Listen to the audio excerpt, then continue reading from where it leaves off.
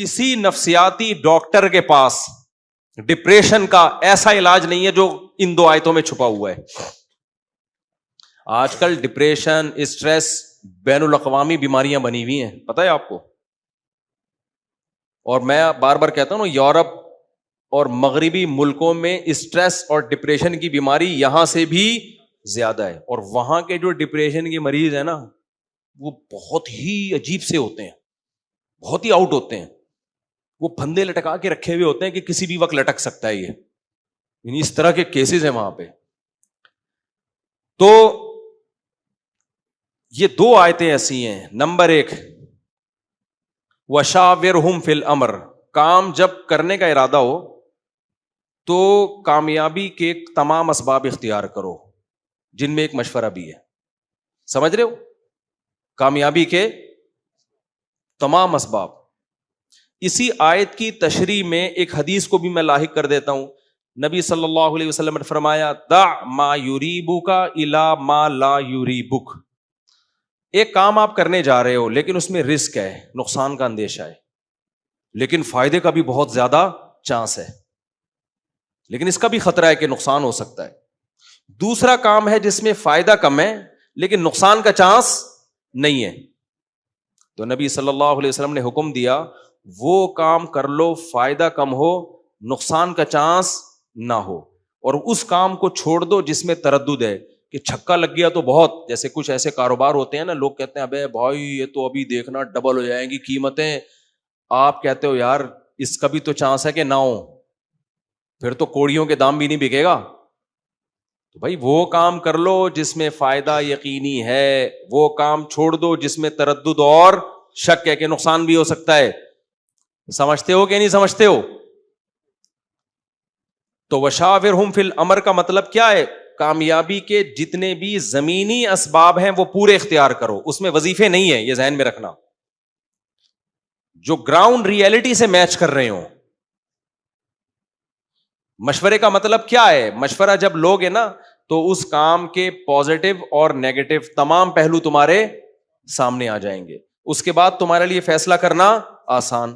فَإِذَا عَزَمْتَ فَتَوَكَّلْ عَلَى اللَّهِ، مشورہ لے لیا، اس کے پازیٹو پہلو نیگیٹو پہلو سارے سامنے آ گئے. تو پھر نبی کی حدیث بھی اسی آیت کے ساتھ لاحق کر لیں، تردد والے کام کو مت کرو. یہ بھی اسی مشورے میں داخل ہے، اسی مشورے کی تکمیل میں داخل ہے. جس میں کم نفع ہو لیکن یقینی فائدہ ہو وہ والا کام کر لو. فَإِذَا عَزَمْتَ فَتَوَكَّلْ عَلَى اللَّهِ، اللہ کہتے ہیں اس کے بعد جب تم ان قوائف کو مکمل کرنے کے بعد فیصلہ کر لو تو پھر توکل کس پہ کرو؟ پھر نتیجہ اللہ پہ چھوڑ دو. پھر پاگلوں کی طرح گھبراتے مت رہو. قوت فیصلہ ہونی، ڈیسیژن پاور جسے کہتے ہیں.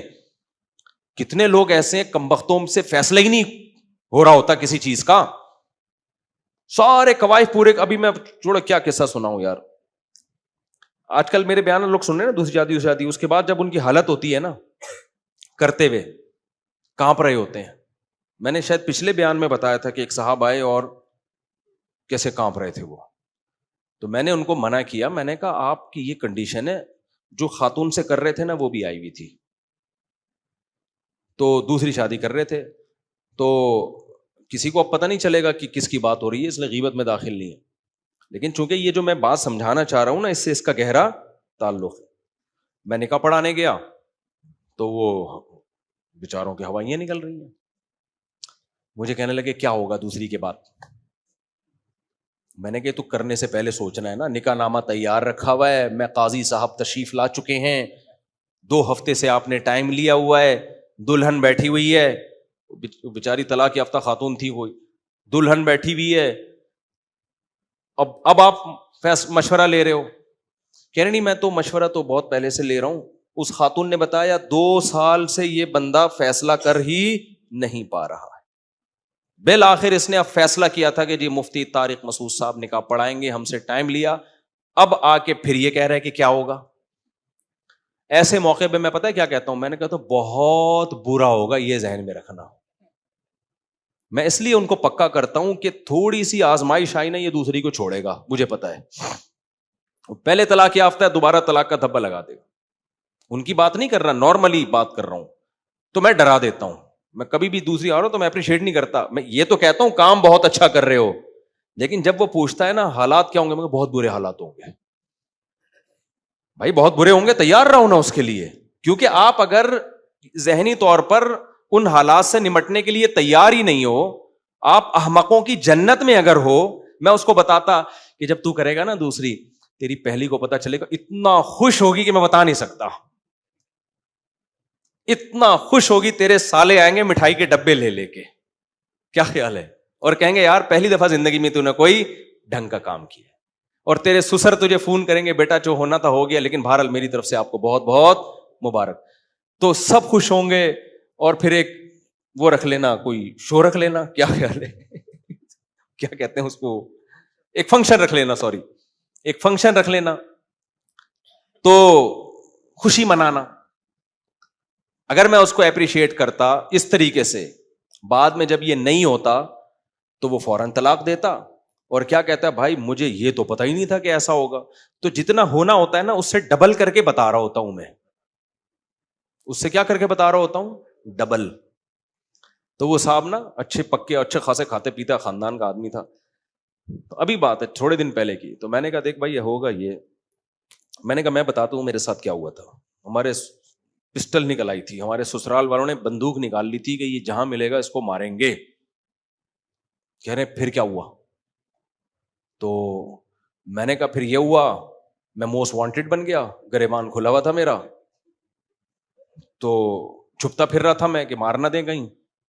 پھر جب 2-3 دن گزر گئے, میں نے کہا تھوڑا جوش ٹھنڈا ہو گیا ہوگا, تو انہوں نے کہا چھوڑو دوسری کو یا پہلی کو, کسی کو بھی ایک کو چھوڑو. تو میں نے کہا, میں نے ان سے بولا کہ بم سے اڑا دو, چھوڑوں گا نہیں میں, ٹھیک ہے, قتلے کر دو, قیمہ بنا دو, بھوری میں ڈال دو, یہ نہیں ہوگا, اس کے علاوہ کوئی اور بات کرو. میں نے کہا تیرے اندر سوری ان سے تیرے نہیں, دل تو چاہ رہا تھا. میں نے کہا آپ کے اندر, کیونکہ ابھی سے تو طلاق سے بات اس کو سکھائی جائے نا, کیونکہ آگے سالوں سے یہی رسپانس, سالے یہ نہیں کہیں گے آپ جناب نے بہت غلط کر لیا, آپ جناب نے, وہ کہیں گے تو طلاق. میں نے کہا اس کو تو طلاق کا عادی بناؤ ابھی سے.